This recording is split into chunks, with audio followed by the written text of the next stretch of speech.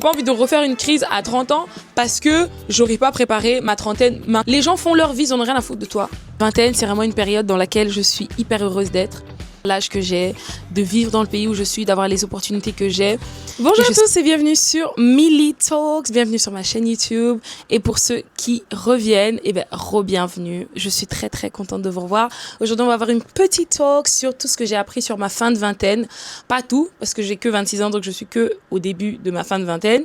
Mais la fin de vingtaine, ça m'a vraiment choquée, entre guillemets, ça m'a mis vraiment le coup de boost dont j'avais besoin pour, on va dire, me préparer à ma trentaine. Et s'il y a quelque chose que ma fin de vingtaine est vraiment en train de mettre en moi, c'est de urge de préparer ma trentaine. Autant je sais que ma trentaine, je vais bien profiter. Je veux le préparer au maximum dans ma vingtaine. Et si tu es comme moi, reste pour les 3 choses que j'ai apprises.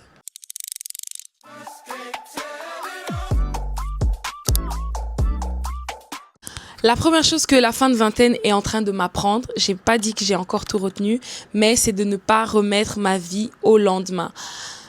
J'ai beaucoup remis au lendemain, honnêtement, au début de ma vingtaine, parce que j'avais l'impression que j'avais le temps.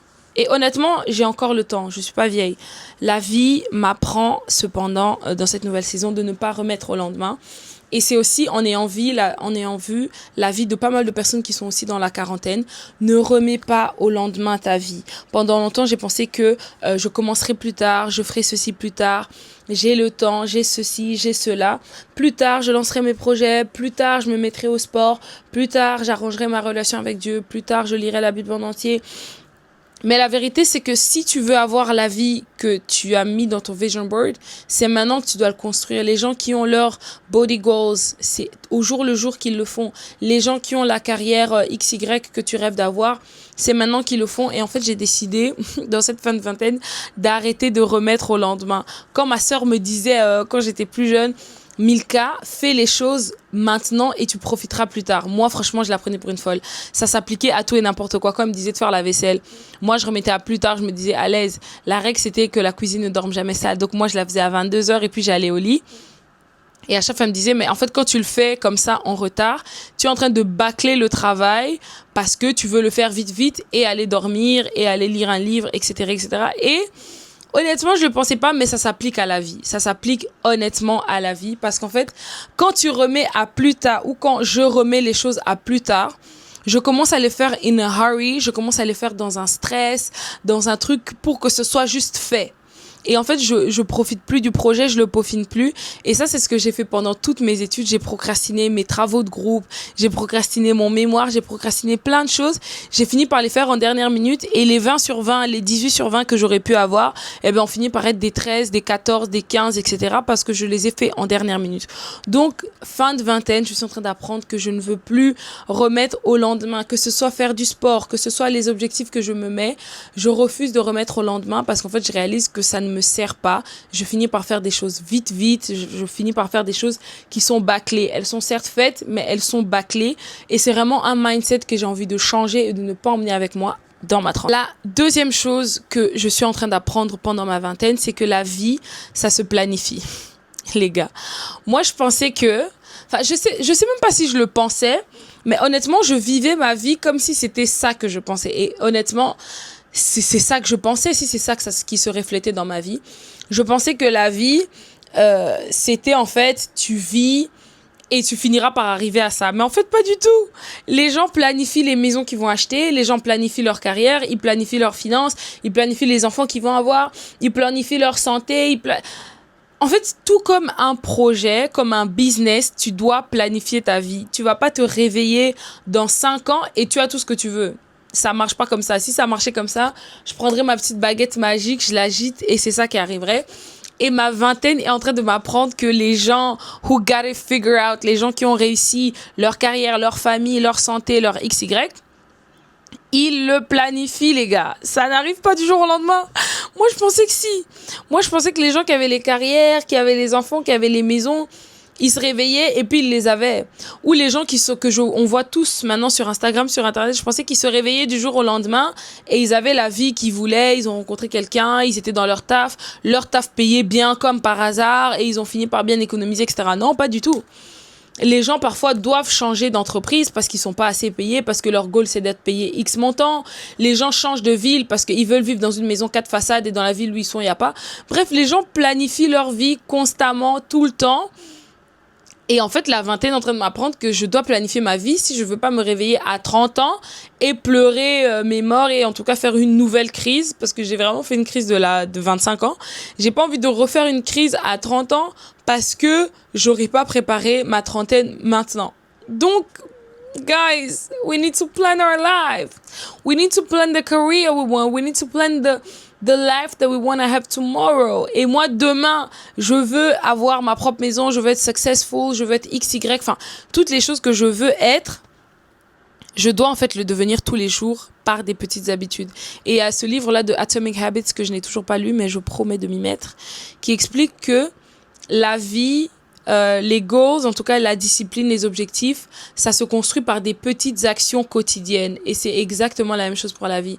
Tu dois planifier ta vie en mettant des big goals, mais atteindre ces big goals, c'est des petites habitudes quotidiennes qu'il faut faire. C'est pas le faire 1 fois, 2 fois par semaine, mais en fait, la personne que tu seras demain est en train d'être construite tous les jours. Tu ne deviens pas XY du jour au lendemain.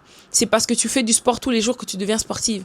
Tu ne deviens pas sportive dans 5 ans parce que tu te dis que dans 1 an, je vais me mettre au sport. C'est parce que tu fais du sport que tu es sportive. C'est pas parce que tu veux être sportive que tu commences à faire du sport. C'est parce que tu fais du sport que tu es sportive. Tu ne deviens pas millionnaire parce que tu as des millions. Non. C'est parce que tu as des millions que tu deviens millionnaire. Bref, vous avez compris l'analogie. Je me suis perdue dans mon truc, mais ce que tu veux être demain, tu dois le construire maintenant, day by day, jour par jour. L'espoir n'est pas un plan. La foi, même la foi se bâtit sur des choses qu'on espère voir. Donc, tu peux pas juste vivre ta vie du jour au lendemain et pas n'avoir aucun objectif, mais n'avoir aucun plan pour atteindre ce que tu veux. And one thing that I'm learning et que j'ai même apprise de pas mal de coachs, etc., et même de mes amis, c'est que si tu veux quelque chose, tu dois faire un plan pour arriver à cette chose-là, parce que sinon elle ne va jamais s'accomplir. Il y aura pas un petit lutin qui va faire ça pour toi le soir, malheureusement, ou heureusement, parce que it's in the process that we learn, that we discover ourselves, etc. Deuxième chose que la fin de la vingtaine est en train de m'apprendre, guys, it's mind your business. Yeah, girl. Yeah. Mind your business. Et ça vaut pour ne t'occupe pas des affaires des autres in general, dans le sens gossip, etc. Mais c'est surtout mind your business dans le sens, sois tellement focus sur toi que tu atteins tes objectifs. Sois tellement focus sur toi que tu ne perds pas de vue les choses que tu dois faire. Et quand tu es tellement focus sur ce que les autres font, ce que les autres disent, tu n'arrives pas à regarder ce qui ne va pas chez toi, tu n'arrives pas à regarder ce qui ne marche pas chez toi pour pouvoir éventuellement le rectifier. Et surtout, ça te permet de conserver ton énergie. Mettre beaucoup d'énergie dans les affaires des autres, dans les façons d'être des autres, ça fait que c'est de l'énergie en moins que tu mets dans tes propres projets, dans ta propre vie. Donc, moi, j'ai décidé d'arrêter de me focus sur les histoires des autres. Maintenant, mon nouveau mood, c'est quand quelqu'un fait quelque chose, ah, tant mieux pour lui. Oh, on apprend que quelqu'un fait quelque chose de mal. Ah, c'est sa vie. Bref, this is the new mindset. I'm not minding people's business. À moins que tu sois vraiment my closest friend who did something really bad to me. Things people do with their lives, it's their lives. It's not mine. Me on the other side, I have a life. Me on the other side, I have flaws. Me on this other side, I have a life to plan. I have a career to grow. J'ai tellement de choses on my stove, sur le feu là, que je n'ai pas l'énergie à mettre ça dans les autres. Et c'est même pas dans une façon négative. C'est juste dans le sens où it's basic math, it's simple math. Si tu es focus à regarder ce que les autres font, à te comparer aux autres, à envier ce que les autres font, à commenter ce que les autres font, bah, tu finis par ne plus avoir l'énergie pour faire ta propre vie. Et pas pour dire que ça doit aller trop dans le côté négatif aussi, mais juste j'apprends à me détacher de l'opinion des autres, de la vie des autres, et j'ai décidé de mind my business et de do my life. Parce que one thing que je suis donc en train d'apprendre, c'est que les gens font leur vie, ils n'en ont rien à foutre de toi. Ils vont peut-être la commenter 1 fois, 2 fois, etc. Mais en fait, si tu es focus sur ta vie et si toi, tu sais pourquoi tu fais les choses, les gens vont accepter. Les gens vont accepter. Ils vont commenter, ils vont XY, mais ils finiront par accepter parce que c'est ta vie. C'est ta vie. Ils ne payent pas ton loyer, ils ne payent pas ta bouffe, etc., etc. Tu ne dois absolument rien aux gens. Tu ne dois quelque chose que à Dieu. Évidemment, on doit le respect, etc. aux gens dans la vie, mais tu ne dois pas des explications aux gens par rapport à ce que tu fais de ta vie. Et surtout, j'apprends à me détacher du regard des autres. Le regard des autres, vraiment, que ce soit sur Internet, que ce soit sur machin, m'a longtemps retenu sur beaucoup de choses que je fais.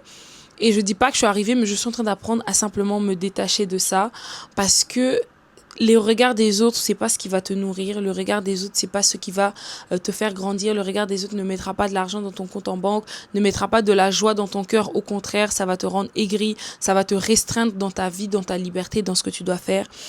Donc voilà, c'est ça. Si je devais résumer cette période de ma vie, je dirais que c'est vraiment que je suis en train d'apprendre. On est en train d'apprendre dans cette phase de la vie et on apprend autant que possible. Parce que si j'aimerais dire quelque chose, si je veux résumer le mindset de la vingtaine, je trouve, c'est vraiment essaye. Si tu échoues, recommence. Mais en tout cas, essaye. Essaye parce que tu ne perds rien à essayer. Concentre-toi sur ton chemin. Essaye tout ce que tu dois faire. En tout cas, moi, c'est mon mood. J'essaye tout ce qui me passe par la main. Je prends toutes les opportunités qui se présentent à moi. Et si je vois que c'est pas pour moi, ben, j'arrête et puis c'est tout. Donc, voilà. Just focus on you. Focus on your life. Focus on your goals. Parce que demain, les gens sur qui tu es en train de placer tous tes espoirs, sur lesquels ton regard est en train de s'arrêter, qui sont en train de te freiner, vont faire leur vie et tu seras tout seul chez toi à pleurer tes rêves, à pleurer les rêves de ta trentaine. Donc, girly, boy, do your thing, do your thing. Si ton truc est quelque chose que personne n'a jamais vu, personne n'a jamais fait, on s'en fout. Tant que tu aimes, tant que tu kiffes ce que tu fais, tant que tu aimes ta vibe et tant que Dieu est avec toi, en tout cas, fais ta vie, fais ta vie, fais ta vie, fais ta vie, en fait, Mata. Bref, la vingtaine, c'est vraiment une période dans laquelle je suis hyper heureuse d'être. Je suis reconnaissante d'avoir l'âge que j'ai, de vivre dans le pays où je suis, d'avoir les opportunités que j'ai. Et je sais pas, la vingtaine me rend optimiste. Ça me rend optimiste parce que j'ai l'impression que j'ai toute la vie devant moi et que j'ai l'impression que ma life is a plain canvas, que en tout cas c'est une toile vierge dans laquelle je peux écrire, faire encore tellement de choses.